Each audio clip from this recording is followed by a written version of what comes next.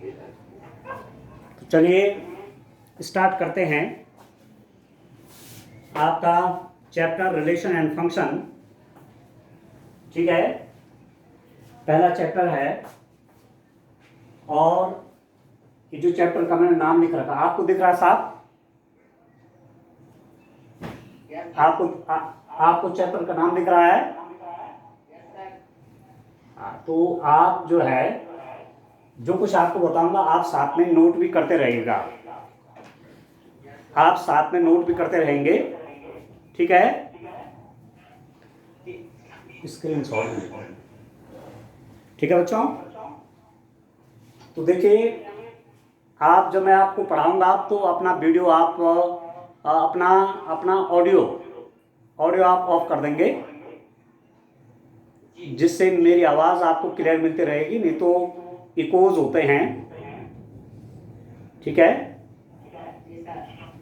हाँ तो चलिए अब मैं चैप्टर पे आता हूँ, संबंध एवं फलन। क्लास 11th में हमने कार्टेशियन प्रोडक्ट पढ़े थे, कार्तीय गुणन पढ़ा आपने।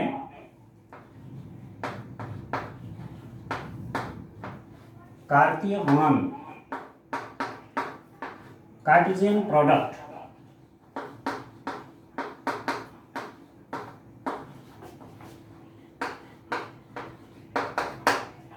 एक एग्जांपल के आधार पे मैं आपको क्लियर बताता हूँ कि कार्टेशियन प्रोडक्ट क्या होते हैं।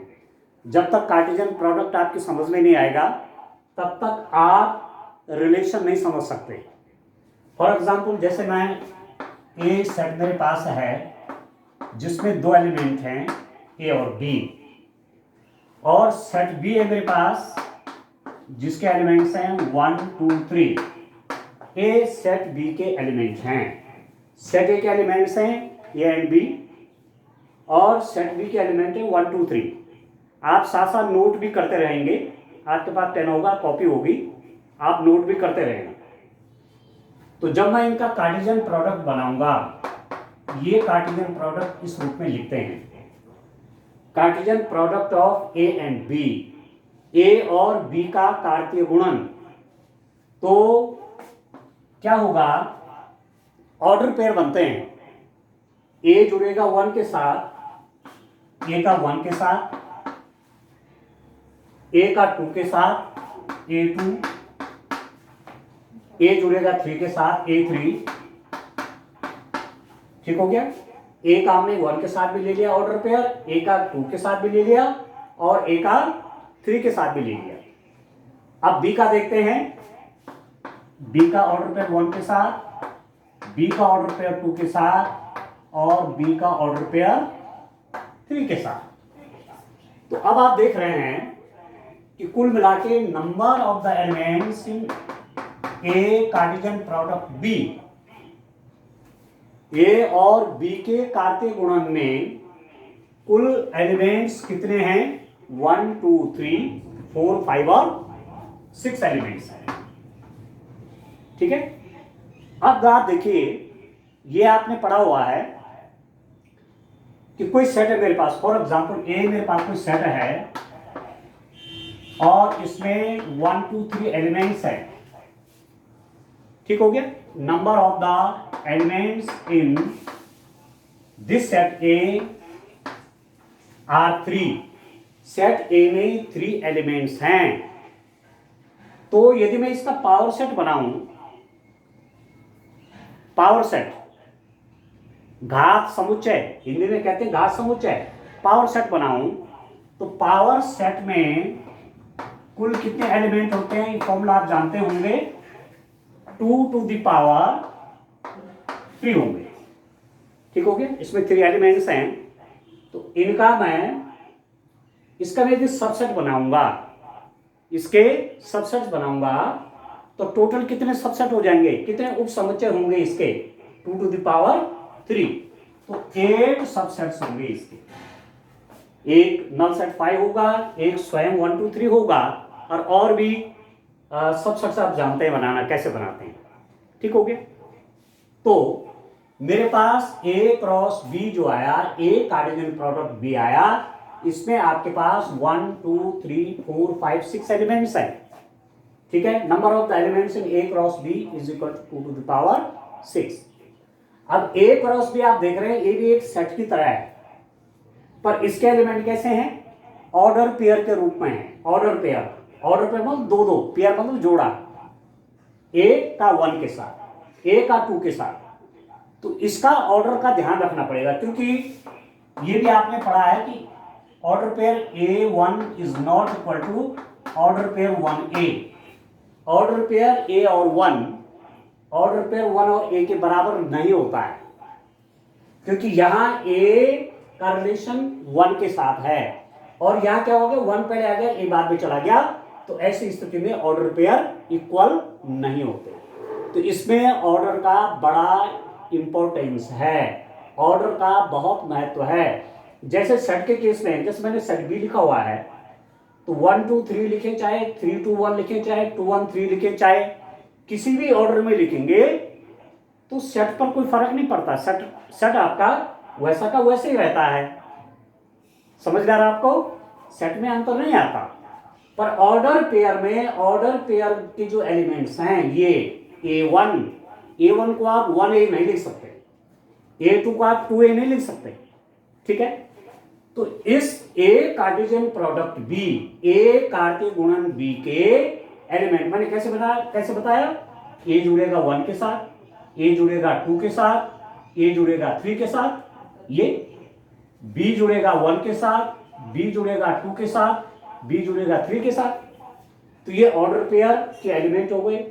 ए order pair B, A Cartesian product B, A Cartesian product B के ये एलिमेंट्स हो गए। एलिमेंट किस रूप में है इसके, एलिमेंट्स किस रूप में है, एलिमेंट्स इसके ऑर्डर पेयर के रूप में हैं। और टोटल एलिमेंट कितने हैं, 6। अब मैं एक सेट की तरह हो गया, आप देख रहे हैं करली ब्रैकेट के अंदर रखा हुआ है, तो सेट बन गया। यदि मैं ये देखूंगा कि टोटल इसमें सबसेट्स कितने होंगे, तो total number of subsets, total number of subsets of A Cartesian product B, A Cartesian product B में टोटल सबसेट्स कितने होंगे, कितने उप समुच्चय बनेंगे। तो आप देख रहे हैं एलिमेंट 6 हैं, तो उनकी संख्या हो जाएगी 2 टू द पावर 6, और आप मल्टीप्लाई कर लीजिए, 2 into 2 into 2 into 2 into 2 into 2, 2 दूने 4 दूने 8 दूने 16 दूने 32 दूने 64, 64 subset होंगे इस ए कार्टेशियन प्रोडक्ट बी के। जो सबसेट होंगे वो कितने हो जाएंगे, ये हो जाएंगे 64 सबसेट्स हो जाएंगे इसके। बड़ा इंटरेस्टिंग है, आप देखिए ध्यान से, धीरे धीरे मैं मैटर पे आ रहा हूं। ए कार्टेशियन प्रोडक्ट बी में, ए कार्टेशियन प्रोडक्ट बी के सबसेट्स कितने हो जाएंगे, 64 सबसेट्स होंगे इसके। अब बड़ा इंटरेस्टिंग है, अब मैं उसकी ओर आता हूं। देखिए आप देखो, ए कार्टेशियन प्रोडक्ट बी हमने बनाया,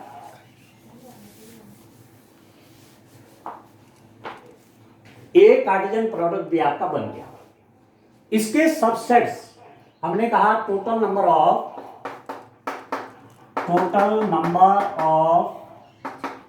सबसेट्स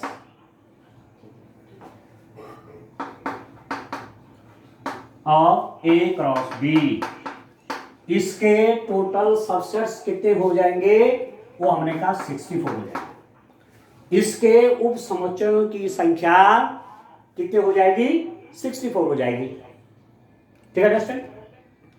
तो अब आपको ध्यान रखना होगा कि जितने इसके सबसेट होंगे, जैसे फॉर एग्जांपल एक सबसेट क्या बन जाएगा, A1 A2, एक सबसेट आपका A1 A2 बनेगा, सीधी सीधी बात है। और A1 A2 is subset of this A Cartesian product B, ये भी सबसेट हो जाएगा। 3 के ले सकते हैं, 4 के ले सकते हैं, 5 के ले सकते हैं, 6 के ले सकते हैं, सिंगल ले सकते हैं।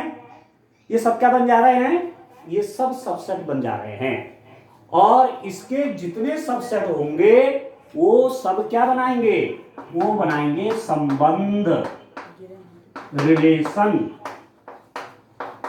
क्या बनाएंगे, वो सारे रिलेशन बनाएंगे।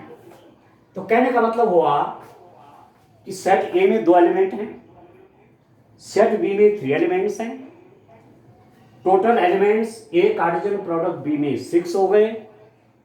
इसके लिए यदि सबसेट बनाऊंगा ए कार्टेशियन प्रोडक्ट बी के तो 64 हो गए। तो कहने का मतलब हो कि जितने भी सबसेट हैं इसके वो सब संबंध हैं। समझ में आ रहा है? तो मैंने एक सबसेट कैसे लिया, A1 और A2 वाला एक सबसेट है, इसका एक हिस्सा समझ लीजिए। सबसेट मतलब एक हिस्सा, ठीक है। तो A1 A2 इस subset of A Cartesian product B, A Cartesian product B का ये सबसेट है। अब इसका क्या अर्थ है, इसका अर्थ देखिए आप, मैं इसको एक संबंध के रूप में दिखाना चाहूंगा। तो आपने यहां पर ये है ना, ये मेरे पास एक संबंध है। मैंने कहा आर मतलब रिलेशन, आर मीन्स रिलेशन, संबंध। इसका एलिमेंट केवल ए है, यहां एक एलिमेंट है, जबकि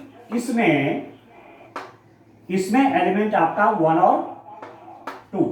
वैसे तो सेट ए में आप देखो, ए में आपके ए बी था और बी में था आपका 1 2 3, परंतु इस रिलेशन के हिसाब से देखो ए किस में जुड़ा हुआ है, ए बी 1 के साथ जुड़ा हुआ है और ए आपका 2 के साथ जुड़ा हुआ है।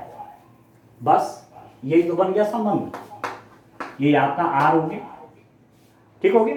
तो आर इज इक्वल टू आप लिख देंगे A1 A2, ये संबंध है, ठीक हो गया। अब हमने क्लास 11 में ये भी पढ़ा था कि कब कोई संबंध एक फलन बन जाता है, एक रिलेशन आपका फंक्शन कब बनेगा।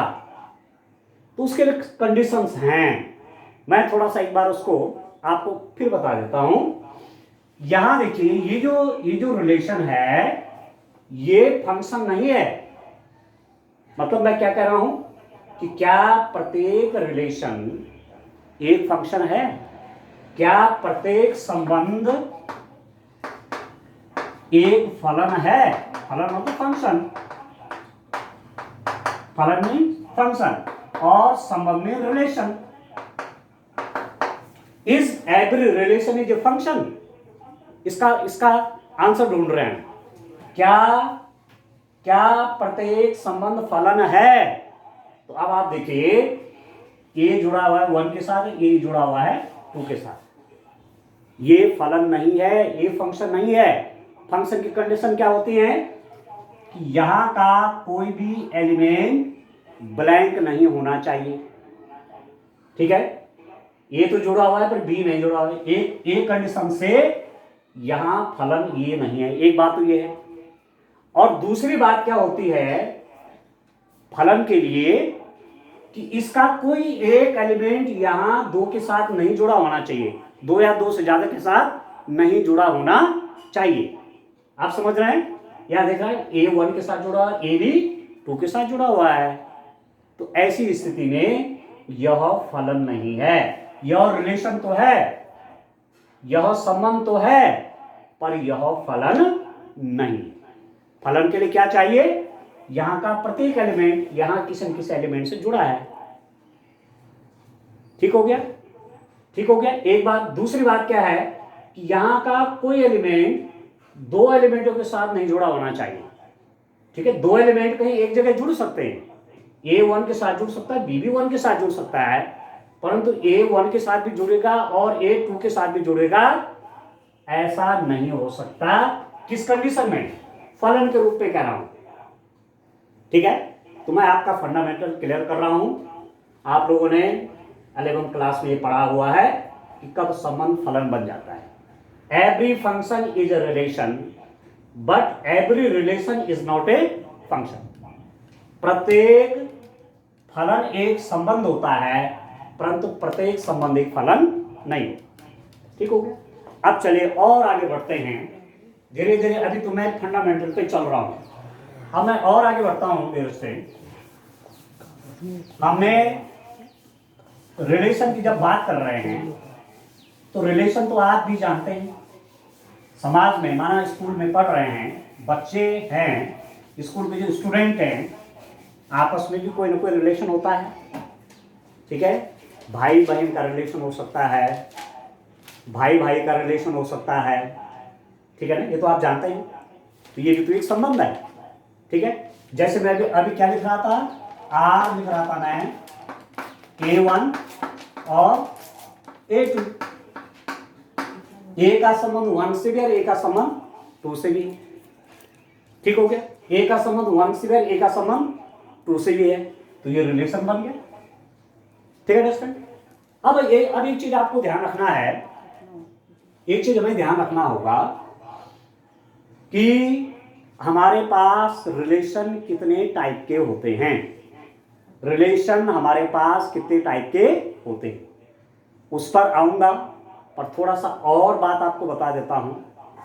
एक बात मैं और लेता हूं, जैसे मैंने कहा एक रिलेशन लेता हूं, कैसे आपने कहा A1, हमने कहा B1, ठीक है, मैंने कहा A2 फॉर एग्जाम्पल, या A3। ठीक है, A का 1 के साथ, A का 1 के साथ, B का 1 के साथ और फिर A का 3 के साथ। चलो मैं A का 3 के साथ अभी नहीं देखता हूं, इतना ही देखता हूं। ठीक है, अब दिखाइए इनको शो कैसे करते हैं आप। यहां देखते हैं आप यू, ये। ठीक हो गया। ठीक है स्टूडेंट, तो मैंने क्या कहा, A B, या तो हमारे पास 1 2 3, यदि मैं A और B देखूं, A जुड़ा हुआ है किसके साथ, 1 के साथ, B जुड़ा हुआ है किसके साथ, 1 के साथ। ठीक हो रहा है। तो यहां A भी 1 के साथ जुड़ा हुआ है, B भी 1 के साथ जुड़ा हुआ है, तो ये क्या बन गया, ये रिलेशन तो है ही है, ये फंक्शन भी है, ये फलन भी है, ये रिलेशन भी है और फंक्शन भी है। क्यों, दोनों एलिमेंट जुड़े हुए हैं। दूसरी बात, कोई एक एलिमेंट यहां दो एलिमेंट से नहीं जुड़ा हुआ है, अलग अलग जुड़े हुए हैं। देखो, ए का अलग इमेज है, बी की अलग इमेज है। तो फलन के रूप में आप लिखते हैं FA = 1 और FB = 1, ऐसे लिखते हैं आप। तो ये रिलेशन भी हो गया और ये फंक्शन भी हो गया, आप जानते हैं। ठीक है दोस्तों, चलिए और आगे बढ़ते हैं। अब ये तो मैंने आपको फंक्शन फलन के बारे में बताया और रिलेशन के बारे में बताया। क्लास 11 में आपने लंबा पढ़ा हुआ, डिटेल में पढ़ा हुआ है। ठीक हो गया। अब चलिए मैं आता हूं संबंधों के प्रकार, types of relation. Types of relation, संबंधों के प्रकार। ठीक है, संबंधों के प्रकार।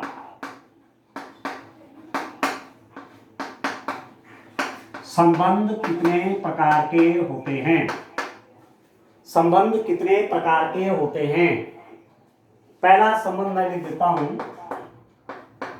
रिक्त संबंध,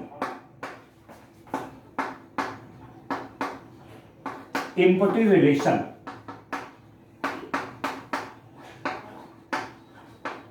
इम्पटी रिलेशन, रिक्त संबंध क्या हुआ। जैसे एक एग्जांपल देता हूं मैं आपको, बॉयज स्कूल है, boys school, boys school. Plane में आप जाएंगे, बॉयज स्कूल भी होती हैं, गर्ल्स स्कूल भी होती हैं। जहां के वो लड़कियां पढ़ते हैं गर्ल्स स्कूल हो गया, और जहां के वो लड़के पढ़ते हैं बॉयज स्कूल हो गया। हमारा जो स्कूल है वो को एजुकेशन वाला है, गर्ल्स भी पढ़ती हैं और बॉयज भी पढ़ती हैं। तो कोई बॉयज स्कूल है, लड़कों का स्कूल है, ठीक है, और हम एक संबंध बोले आर, एक संबंध हम कह रहे हैं इस ढंग से हैं, A B such that A B की बहिन है। ठीक है, ए जो है बी की क्या है, बहिन है। तो अब आप देखिए, जब आपका बॉयज स्कूल है तो वहां बहन तो कोई हो ही नहीं सकता। ठीक है, भाई तो हो जाएगा पर बहन नहीं हो सकती। इसका मतलब यहां पर आर क्या है, आर में कोई भी एलिमेंट नहीं होगा। आर क्या हो जाएगा, एक नल रिलेशन बनाएगा, रिक्त संबंध बनाएगा। इसको बोलते हैं रिक्त संबंध। एक ऐसा संबंध जिसमें कोई भी एलिमेंट नहीं है, एक ऐसा संबंध जिसमें कोई भी एलिमेंट नहीं है, उसको क्या बोलेंगे, रिक्त संबंध बोलेंगे, एम्प्टी रिलेशन बोलेंगे। ठीक है स्टूडेंट, आप समझ गए इस चीज को, नल रिलेशन समझ गए। ये रिलेशन के प्रकार हैं, विभिन्न टाइप के रिलेशन आपको पढ़ने हैं। पहला रिलेशन मैंने आपको क्या बताया, रिक्त संबंध, एम्प्टी रिलेशन, मतलब जिसमें कोई एलिमेंट ही नहीं है। और किस स्थिति में एलिमेंट, किस स्थिति में हो सकता है ऐसे कि एलिमेंट ही नहीं है। एक मैंने एग्जांपल आपको दे दिया। ठीक है, या आप कहें एक दूसरा रिलेशन मैं बनाता हूं, आर, इसके एलिमेंट ए भी इस रूप में हैं, सच दैट कि ए और बी की लंबाइयों का अंतर 10 मीटर से ज्यादा है। ठीक है, लेंथ ऑफ ए डिफरेंस, ए और बी की लंबाइयों का अंतर 10 से बड़ा। अब आप देखिए, ऐसा कोई हो सकता है दो स्टूडेंट जिनकी लंबाइयां 10 मीटर, फॉर एग्जांपल मैं इसको मीटर के रूप में कहता हूं कि दो बच्चों की लंबाइयों का अंतर 10 मीटर हो सकता है। इतने इतने लंबाई हो सकती है बच्चों की, हो सकती है, नहीं हो सकती। इसका मतलब कोई एलिमेंट ही नहीं आएगा। दो स्टूडेंट आपने लिए, आपने उनकी लंबाइयां नापी और आप कह रहे हैं इनकी लंबाइयों का अंतर 10 मीटर से अधिक है। ऐसे बच्चों, ऐसे एलिमेंट चाहिए, ऐसे बच्चों का ऑर्डर पेयर चाहिए जिनकी लंबाइयों का अंतर 10 मीटर से ज्यादा होना चाहिए। तो कोई भी पेयर आपको ऐसा नहीं मिलेगा। तो ये संबंध यहां पर भी क्या हो जाएगा, this is a null relation, ये भी आपका रिक्त संबंध हो जाएगा।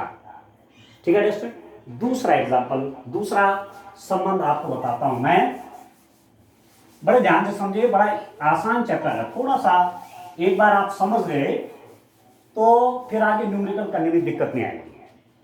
दूसरा संबंध इसमें होता है सार्वत्रिक संबंध, यूनिवर्सल रिलेशन। ठीक है, अब ये क्या हुआ, सार्वत्रिक संबंध क्या हुआ, यूनिवर्सल रिलेशन क्या हुआ। आपने कंसेप्ट वहीं से ले रखा है, सेट थ्योरी से। आपने वहां यूनिवर्सल सेट पढ़ा हुआ है। जैसे आप बॉबिल लेते हैं, V इज इक्वल टू, मैंने बॉबिल का सेट को V से दिखाया, मैं लिखता हूं AEIOU, ये बॉबिल का सेट है। और इंग्लिश अल्फाबेट आप जानते हैं, मैं उसको X से बोलूं तो ABC और कहां कहां XYZ। ठीक है, तो सेट ऑफ वॉवेल्स के लिए, स्वरों के समुच्चय के लिए ये जो X है इसको आप यूनिवर्सल सेट ले सकते हैं। ठीक है, सार्वत्रिक समुच्चय लिया जा सकता है। ठीक है, और यहां मैं क्या कर दूं, X कर दूं, और यहां मेरे पास क्या है, वॉवेल्स है AEIO और U। ठीक है, तो सार्वत्रिक समुच्चय आप समझ लें, यूनिवर्सल सेट आप जानते हैं। ठीक है, एक एग्जांपल और लेते हैं, जैसे सेट ऑफ नेचुरल नंबर होता है, set of natural number 1 2 3 4 and up to so on, ये सेट ऑफ नेचुरल नंबर है। यदि मैं इवन नंबर का सेट ले लूं, इवन नंबर कौन होंगे, 2 4 6 8 and up to so on, तो इन इवन नंबर के लिए ये सेट ऑफ नेचुरल नंबर जो है ये यूनिवर्सल सेट है, पूरे के पूरे इसके अंदर है।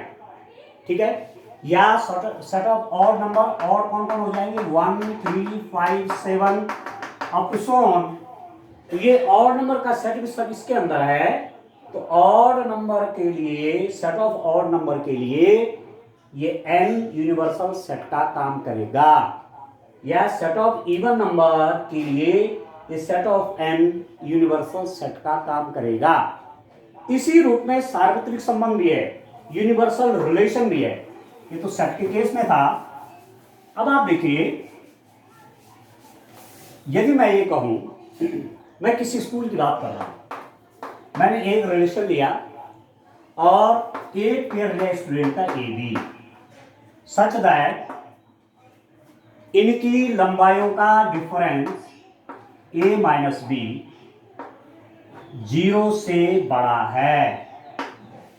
इनकी लंबाइयों का डिफरेंस 0 या 0 से बड़ा है। कुछ भी हो सकता है, 0 मीटर सेंटीमीटर कुछ भी हो सकता है। आपने कोई भी दो स्टूडेंट लिए, just like here A and B, और उनकी लंबाइयों का अंतर देखा, उनकी लंबाई में आपने डिफरेंस देखा, और वो डिफरेंस आप क्या देख रहे हैं कि 0 या 0 से बड़ा। तो ऐसा तो हम सभी बच्चों के लिए होगा।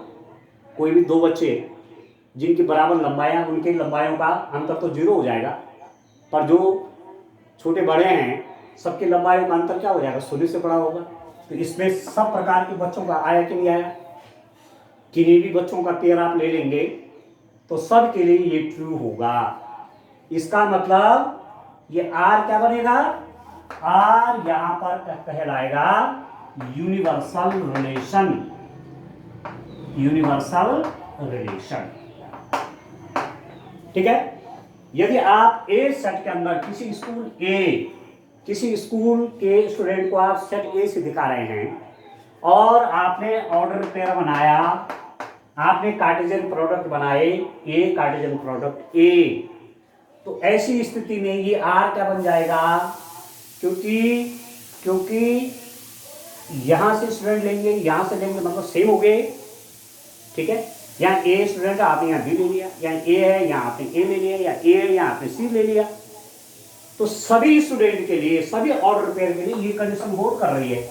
तो ऐसी स्थिति में आर क्या बन गया, आर आपका, आर पूरा का पूरा ये रिलेशन ही ए कार्टेशियन प्रोडक्ट ए हो गया।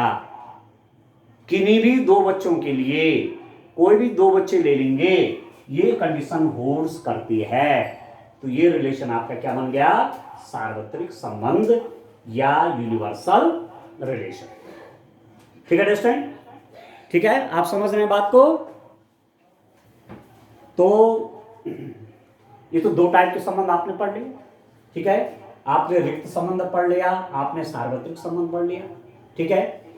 तो इस रूप में आज मैं केवल स्टार्ट कर रहा हूं, एक प्रकार की केवल हमारा स्टार्टिंग है, और मुझे लगता है कि बच्चे हमारे पास काफ़ी स्टूडेंट शायद जुड़े हुए होंगे। तो कल आगे इसको और आगे बढ़ाएंगे और इसी रूप में क्लास करेंगे, जिससे आपके साथ इंटरेक्शन कंटिन्यू होता रहेगा। तो आज के लिए इतना काफ़ी है। Thank you.